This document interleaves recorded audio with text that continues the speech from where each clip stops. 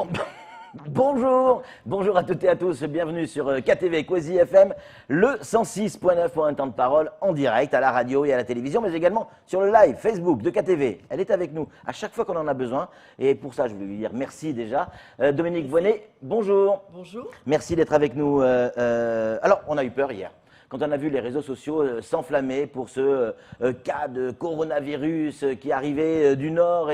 Mais c'est vrai que ça ressemblait, alors on a eu la confirmation après, c'est pas le cas, c'est la dingue, ça, on a bien compris, le message est passé. Mais vous comprenez qu'on puisse s'inquiéter, qu'on puisse s'affoler?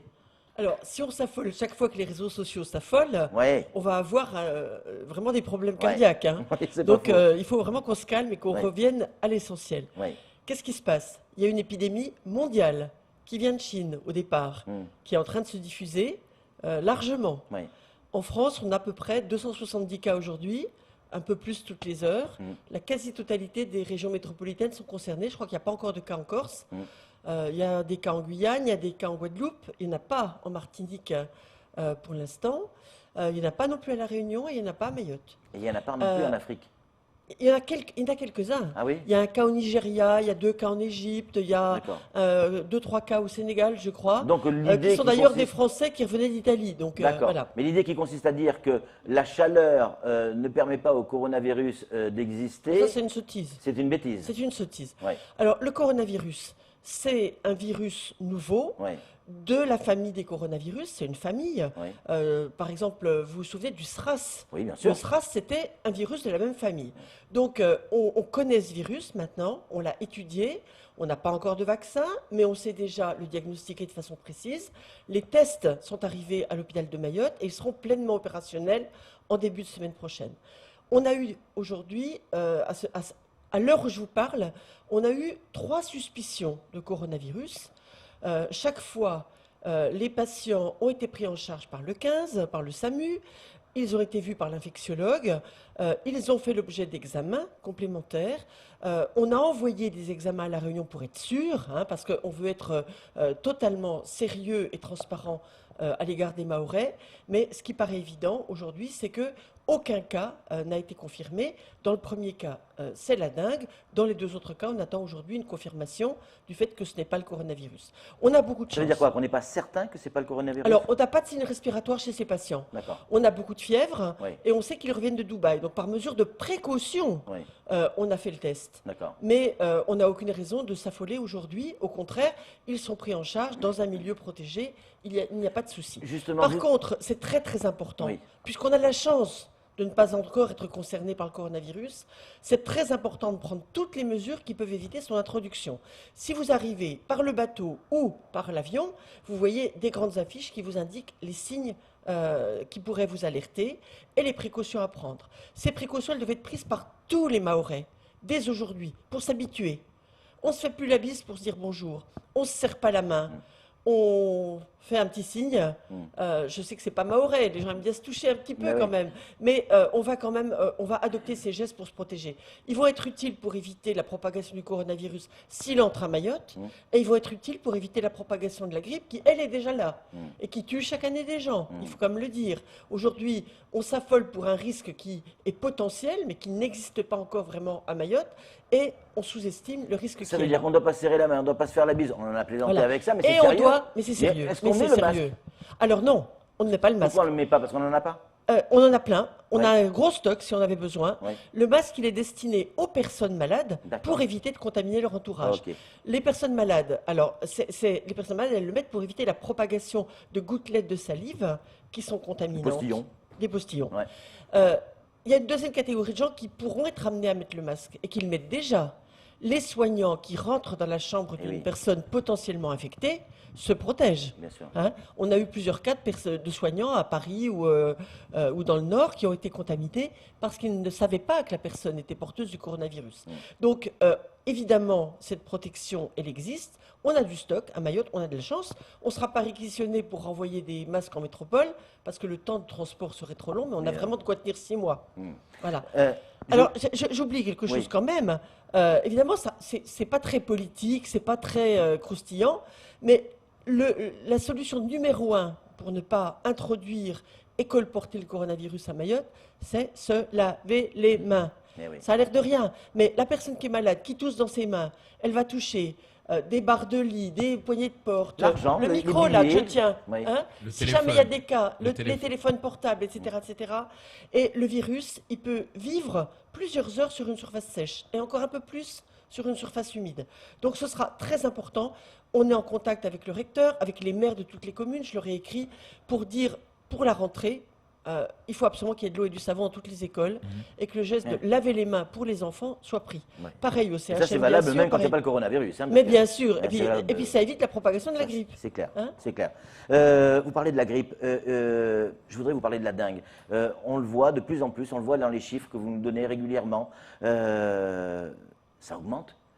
Ça augmente. De plus en plus. On est en pleine épidémie. C'est ça, clairement. Voilà. On n'a pas encore atteint des records qu'on a connus par le passé, mais on s'en rapproche, Dominique Bonnet. Alors, on s'en rapproche et le nombre de cas augmente semaine après semaine, ce qui montre que les Mahorais n'ont pas pris tellement au sérieux les alertes. Ouais. Parce que dans les communes, effectivement, on a tenté la mobilisation.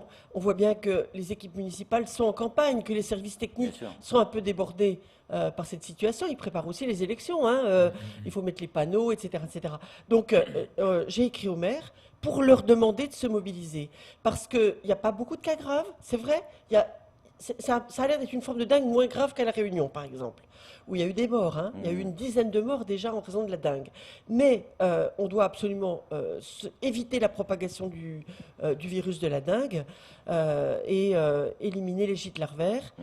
Les équipes de la lave sont sur le terrain et traitent les surfaces qui peuvent l'être. Elles sont handicapées évidemment par la pluie. Hein. Vous savez que si on traite puis qu'il pleut derrière, ça ne sert à rien. Bien sûr. Donc on ne peut traiter que par temps sec. J'aimerais qu'on revienne sur un fait d'actualité, si vous en êtes d'accord, Dominique Voynet. Ça vous a certainement pas échappé. Depuis hier, le service technique du CHM est en grève. Oh, l'histoire elle a un peu mal tourné hier parce que la police est intervenue. Comment on peut imaginer enrayer le problème? Alors, il y a un conflit Oui. au sein d'un service Le service qui est technique. lié au fait que le responsable de ce service a vu ses fonctions évoluer. C'est de la discrétion totale de la directrice du CHM. Oui. C'est sa responsabilité. Ce responsable dit je ne suis pas à l'aise avec un dossier difficile qui est celui du service de soins de suite et de réadaptation de Petite Terre, qu'on a du mal à terminer, et la directrice, répondant à son attente, le nomme à la tête d'une équipe qui est censée préparer le projet du nouvel hôpital. On va en parler. Hein. C'est quand même pas quelque chose de dévalorisant de préparer le projet du nouvel hôpital. Et la réponse effectivement du service, c'est de se mettre en grève. Moi, ce que j'ai constaté, parce que j'ai suivi ça toute la journée de près, c'est que ce mouvement concerne une équipe restreinte. Elle a certainement d'autres moyens pour faire entendre sa voix. Je respecte totalement le droit de grève et le droit de manifester. Mais le droit de grève et le droit de manifester, ce n'est pas le droit de bloquer 2000 personnes qui veulent bosser et qui n'ont pas suivi ce mouvement. Ce n'est pas non plus le droit d'empêcher la direction de préparer Mayotte à l'arrivée éventuelle d'une menace grave, le coronavirus. Si la directrice ne peut pas accéder à son bureau, si toute la journée elle entend des insultes et viens nous voir si tu as le courage, etc., etc., elle n'est pas sereine pour faire le travail qui doit être fait, pour préparer l'ensemble des services de l'hôpital à l'arrivée possible et probable Ouais. du coronavirus. Ouais. Il n'est pas encore là, Ouais. mais Il ce peut serait, arriver. ce serait vraiment miraculeux qu'on y échappe. Ouais. Donc il faut se préparer. Ouais. Vous dites je respecte le droit de manifester, le droit de grève. Et pourquoi? Vous en connaissez un rayon. Vous-même, Oui. vous avez manifesté. Ah, j'ai beaucoup vous avez- manifesté dans vous ma avez, vie. grévé. Et forcément, J'ai- ces grèves et ces manifestations Sans ont engendré... jamais insulter les personnes auxquelles Non, je mais ça peut m'adressais, gêner hein. des gens qui, eux, voulaient travailler, n'ont pas pu travailler aussi. Donc vous comprenez ce système, ce fonctionnement. Mais il y a des règles. Ouais. Il y a des règles au mouvement social. Ouais. Le genre, je bloque les patients qui cherchent à accéder à un service. Ouais. C'est pas une façon de faire la grève. Ouais. On peut faire la grève. D'ailleurs, on se déclare quand on est en grève. Hein, ce qui permet de compter le nombre de grévistes. Ouais. Parce que moi, je connais le nombre de grévistes qui ont été déclarés. Et puis, je vois que les syndicats disent d'autres chiffres qui n'ont pas grand-chose à voir. Ouais. Donc, tout le monde peut se faire une opinion en passant devant l'hôpital. Moi, je respecte le droit de grève et je pense qu'il y a beaucoup d'outils qui doivent être mobilisés avant la grève. Ouais. Le dialogue. Ouais. Et puis, de toute façon, ces outils, même si on n'est pas content de l'évolution du poste d'un responsable de service, hein, on discute et on admet que c'est aussi de la responsabilité de la directrice d'organiser ses équipes. Bien sûr. On lui a reproché de ne pas avoir une équipe suffisamment étoffée. Un directeur des ressources humaines vient d'arriver. l'équipe financière se renforce, l'équipe Copermo se met en place, ça prend du temps. On reproche aussi au service de psychiatrie de ne pas être totalement sûr, ce qui est vrai. Vous savez qu'on a reçu la semaine dernière une délégation ministérielle qui est venue vraiment regarder les conditions dans lesquelles les équipes de santé mentale font leur travail. Et on est en train de préparer un plan territorial de santé mentale. Mais si on empêche les équipes de bosser, ben on n'est pas prêt de régler le problème. Ouais. Une question sur la grève, Camar. Alors, on a écouté pas mal de représentants du personnel, Madame Voinet ici, et ils reprochent à la directrice de faire beaucoup, d'utiliser beaucoup le silence radio. C'est-à-dire, je n'ai pas envie de discuter. Et surtout, ce qu'on a entendu sortir souvent ici sur ce plateau, c'est le fait qu'aujourd'hui, on veut organiser bien évidemment l'hôpital, mais ils demandent à ce qu'on les associe quelque part, à ce qu'ils participent aussi, à ce qu'on discute ensemble, qu'on échange. Parce que pour eux, ils connaissent l'hôpital depuis 30 ans pour certains, ils doivent être associés, et ça, ils reprochent ça à la directrice. Mais c'est la règle d'être associé. Les instances du dialogue social doivent fonctionner. Et d'après ce que je sais, elles fonctionnent à l'hôpital. Il y a eu un CHSCT consacré entièrement au risque du coronavirus. Il y a eu quelques jours plus tard, effectivement, un dialogue qui a été organisé à la demande des syndicats avec la directrice. Et je sais que les syndicats... Enfin, je dis les syndicats, mais il faut quand même que vous sachiez que c'est un syndicat. Et Il y qu'ils en a deux. n'ont pas... Il y a la CFDT et c'est la CFET. Écoutez, je ne veux pas rentrer là-dedans, vous savez parfaitement ce qu'il en est du deuxième syndicat. On l'a dit hier sur cette antenne, Voilà. il y a un adhérent et c'est la femme de Balach. Voilà, donc vous me mettez dans la situation de défendre la directrice du CHM, ce qui n'est pas mon rôle. Mon rôle, c'est d'avoir un regard équilibré Bien sûr. et de parler à l'ensemble des protagonistes quand c'est nécessaire. Quand c'est nécessaire, moi je parle effectivement aux gens quand les revendications me paraissent relever de ma responsabilité. Là, aujourd'hui, le problème d'organisation interne d'un service, franchement, c'est pas du niveau de l'ARS. Hein. Moi, j'aimerais qu'on finisse cet entretien, si vous êtes d'accord, Dominique Voinet, avec des bonnes nouvelles. Et il y en a. Ce nouvel hôpital, il va avoir lieu. Il va voir le jour, un de ces quatre. Alors, si on nous laisse bosser, oui. Oui, c'est clair. Mais ça va venir. Est-ce qu'on en sait plus? Qu'est-ce que vous pouvez nous en dire plus sur cet hôpital? Déjà, il va être où? Alors, on est en train de chercher le meilleur site possible, Oui. avec le soutien de l'établissement public foncier, Oui. avec le soutien des services de l'État. On est en train de regarder partout. Ça demande du temps parce qu'il faut qu'on calcule effectivement les temps de déplacement, Oui. les difficultés de livraison des matériels, les difficultés de circulation des prélèvements biologiques, des patients. Pour vous, l'idéal, des- ça serait qu'il soit où? Centre? Au centre. C'est-à-dire Combani, quoi. Combani. Ouais, Voilà, ça je serait dis l'idéal. Combani, Singouni, ou quoi. plutôt la zone de l'opération d'intérêt national qui est en train de se monter Ouais. sur la zone de Combani. Ouais, le centre, Franchement, on a une difficulté quand même. Les routes ne sont pas faciles. Ouais. Mais en même temps que ce soit les patients qui, de leur domicile, fassent l'effort de venir à Mamoudzou par ces routes, ou que ce soit effectivement les médecins qui s'y rendent, de toute façon, dans tous les cas, on a un relief assez accidenté à Mayotte et on devra faire avec. Mais Combani, c'est vraiment au centre. Est-ce que cet hôpital Vous sera- avez noté que ce n'est pas un deuxième hôpital, c'est un deuxième site pour l'hôpital. J'insiste toujours Eh là-dessus ben, parce c'est pour ça que que j'allais venir. parce que on a besoin d'une belle coordination entre les deux. Ouais. Hein. On a vraiment du mal à attirer des médecins, donc on aura 2 très beaux plateaux avec toutes les spécialités nécessaires. Et cette coordination entre les 2 hôpitaux nous permettra d'être le plus efficace possible. Parce qu'il faut couvrir 365 jours par an et 24-24. Si je prends reprenons l'exemple du coronavirus. Hier soir, le patient qui arrive à 19h, est-ce qu'on fait une série d'examens biologiques uniquement pour un patient? Ça coûte la peau, les yeux de la tête. Oui. Hein. Voilà. Donc il faut vraiment, si on a 2 sites, on s'organise pour avoir une garde de biologie, par exemple, à l'échelle du territoire. On n'aura pas 2 lignes de garde de biologie sur le territoire de Mayotte. Bien sûr. Ça veut dire quoi? Que ce deuxième plateau, on va l'appeler comme ça, ce deuxième plateau sera un complément de celui de Mamoudzou? Est-ce qu'il y aura des compétences différentes? Est-ce qu'on ne va pas déshabiller Paul pour habiller Jacques? Ah ça, certainement pas, parce que quand on voit l'augmentation de la population Ouais. de Mayotte Ouais. et les besoins qui ne sont pas satisfaits aujourd'hui, on a vraiment besoin de monter en puissance. Mais on aura forcément 2 maternités, on aura forcément 2 services d'urgence, on aura certainement 2 services de médecine, mais on n'aura sans doute qu'un site sur lequel il y aura des blocs opératoires et de la chirurgie. Ouais. Hein. C'est plutôt ça.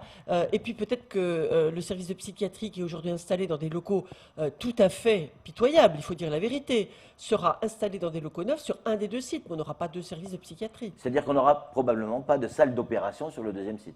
Alors, je ne sais pas encore, parce Ouais. qu'on va faire travailler un programmiste, Ouais. et ce programmiste travaillera sur la base du projet médical du CHM qui est en cours d'élaboration. Ouais. je devais le lire ce week-end, j'ai pas eu le temps de le lire ce week-end parce qu'on a été occupé par autre chose. Et puis, et on va l'amender, on va y travailler avec l'hôpital. Et puis, sur la base de ce projet, on va le décliner en mètres carrés, en chambres, en besoins techniques. Est-ce que ce sera intéressant d'avoir un gros bloc opératoire avec 8, 9, 10 salles à un endroit ou est-ce que ce sera intéressant d'en avoir deux? Le facteur limitant, c'est pas les sous, on les a.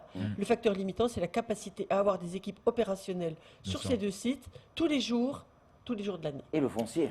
Et le foncier qu'il va falloir régler. Alors le foncier, ça, c'est un problème aussi. Faut le trouver. Ouais, Faut le trouver. Le préfet est très conscient de la réalité. Le département aussi. Je crois qu'on va. On va y arriver. Combien, pas combien ça coûte, mais combien ça coûte? Je peux vous dire allez-y, que alors. quand j'en parle aux tutelles du ministère, je leur fais un peu peur parce que si on compte la réhabilitation de l'hôpital de pas nouveau, Mamoudzou ça, que Dominique et Voynet le deuxième fait site, on est sur des sommes qui pourraient atteindre 300 millions d'euros. Hein. Ah oui, tout de même. Ah, c'est plus cher que la piste longue de l'aéroport. Ouais, c'est clair. Ça, il pourrait être livré quand? Dans les grandes masses. Je sais que c'est compliqué là aujourd'hui, mais. Je pense qu'il faut se dire 6, 7, 8 ans. Pas 7, avant, 8 c'est ans. très très long de construire un hôpital. D'accord. On a un modèle qui est l'hôpital de Saint-Laurent-du-Maroni, qui est à peu près de la taille qui sera celle du futur second site de l'hôpital de Mayotte. Entre le moment où on a commencé à en parler et le moment où on a inauguré, il y a eu pratiquement 10 ans. Mais il y avait des énormes problèmes, là aussi fonciers, etc. À Saint-Laurent-du-Maroni, on dirait, entre le moment où on a eu un programme prêt et le moment où on a livré, par contre, ça a roulé 3 ans. Donc on peut ralentir la phase des palabres avant, peut-être. Qui sera le boss? Qui va gérer ce grand projet? C'est l'ARS, c'est la préfecture, c'est le CHM, Alors, c'est la Réunion? non, certainement pas la Réunion, c'est fini ça. C'est évidemment l'ARS qui assure le lien avec les tutelles au niveau national. La direction opérationnelle du projet, c'est le CHM et sa direction, sous la tutelle de l'ARS, en lien étroit avec le ministère de la Santé. Je pense que sur tout le territoire national, il y a 2 ou 3 projets de cette ampleur qui sont dans les cartons, pas plus. Donc on va être observé avec beaucoup d'intérêt, mais on va être aidé aussi et appuyé. On l'est déjà. Il y a une cellule nationale d'appui aux ARS qui travaille avec nous et son logisticien est très présent sur le dossier du CHM. Camar. Alors, beaucoup de questions ont été posées à l'heure de C'est la dernière l'annonce. Enfin, il y a 2 questions dans ma question. Lors de l'annonce de ces nouvelles hôpitaux, est-ce que ça sera aussi le moyen pour l'ARS et le CHM de lutter contre l'engorgement de Mamoudzou? C'est-à-dire, est-ce que des gens qui sont du personnel hospitalier, qui sont dans le centre, qui habitent dans le sud ou dans le nord, pourraient travailler directement là-bas au lieu de descendre à Mamoudzou? Et en même temps, est-ce que, la question qui est revenue souvent, il y aura une piste pour un hélicoptère médical? Alors, pour un hélicoptère, on n'a pas besoin de piste, on a besoin d'un... Ben, voilà. Mais D'un héliport. on a besoin d'un avion sanitaire à Mayotte, je vous l'ai déjà dit. bien sûr. Et je défends et je milite pour un avion médicalisé, pour un avion sanitaire. Mais ça va prendre du temps de convaincre à Paris et c'est là encore pas mal d'argent. Donc c'est un travail de long terme, mais je ne suis pas en situation de vous apporter le moindre élément complémentaire aujourd'hui. Ce qui est sûr, c'est que on a besoin d'un héliport, mais est-ce qu'on a des hélicoptères? Je vous pose la question. Vous savez que l'unique hélicoptère de Mayotte n'est pas disponible en ce moment, hein, puisqu'il il était en panne, il va être remplacé, ça va prendre plusieurs semaines. Donc on a besoin non seulement de se bouger dans le domaine de la santé, mais aussi de faire valoir à Paris, et je sais que le préfet le fait, il est très présent sur ces dossiers, on a beaucoup de chance, on a besoin à Paris de faire valoir les intérêts de Mayotte et les besoins de Mayotte. Rapidement et pour conclure, on va revenir au coronavirus parce que c'est quand même le sujet d'actualité. Certains nous disent sur les réseaux sociaux, Dominique Voynet a dit qu'on était prêt pas pour accueillir, mais pour lutter contre le coronavirus. Et certains nous disent qu'en fait, on est capable de gérer seulement 3 cas. Au-delà, on n'est pas capable. Je sais qu'il y a un syndicaliste. Il y a un syndicaliste qui est venu sur votre chaîne expliquer qu'il y avait que 3 lits pour accueillir les personnes. Non, on a 3 lits actuellement qui permettent d'accueillir des personnes qui seraient dans un haut niveau de contagiosité et de danger pour les autres. Un malade d'Ebola, par exemple, si ça devait arriver ici, c'est des chambres spécialement aménagées pour ces situations-là. Le coronavirus, je vous l'ai dit, il est certes contagieux, hein, et on se lave les mains et on se protège. Mais une fois que le cas est déclaré, imaginez, vous avez de la toux, vous avez de la fièvre, vous rentrez de voyage, vous pensez que vous êtes peut-être porteur du coronavirus. Vous allez appeler le 15. L'infectiologue va vous poser des questions. S'il pense que vous pouvez être porteur du coronavirus et qu'on envoie une ambulance vous chercher, le premier geste que fera le soignant, c'est de vous mettre un masque sur la tête pour éviter que vous contaminiez d'autres personnes.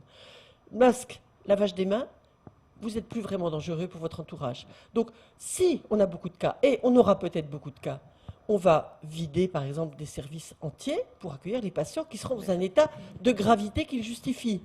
Mais vous avez vu ce qui se passe en métropole. Si vous avez un logement suffisamment confortable, une pièce à vous où vous pouvez être isolé en étant malade et que vous ne présentez pas de signe de gravité, vous serez chez vous, comme vous le seriez pour une grippe. Et puis, on vous dira s'il y a des signes qui vous alarment. Si vous êtes en détresse respiratoire, vous appelez tout de suite le 15 et on viendra vous chercher. Si la personne ne rappelle pas, c'est le 15 qui la rappellera pour dire au fait comment ça se passe. Voilà. On va être raisonnable. Il n'y a aucun hôpital métropolitain qui est en situation de prendre tous les patients le confinement de peut son se faire territoire. directement, le confinement peut se faire directement à la maison, quoi. Et vous avez vu, il y a 80% de cas bénins. C'est comme une grippe. Bien sûr. Ou même certains sont asymptomatiques, ils n'ont pas de signes. Ils vont être porteurs du virus, puis ils vont s'en débarrasser sans l'avoir su. Et dans 10% des cas, c'est sérieux. Et ça justifiera de voir son médecin et de se faire suivre. Et puis, dans 2, 3, 4% des cas, ce sera grave. On vous hospitalisera, on vous suivra de près, on vous réanimera si c'est nécessaire. Et on espérera que les choses se passeront bien pour vous grâce aux meilleurs soins de l'hôpital. Dominique Voynet, merci Merci beaucoup beaucoup d'être venu et d'avoir répondu à nos questions. C'est tout pour ce temps de parole. Tout de suite, la suite de nos programmes.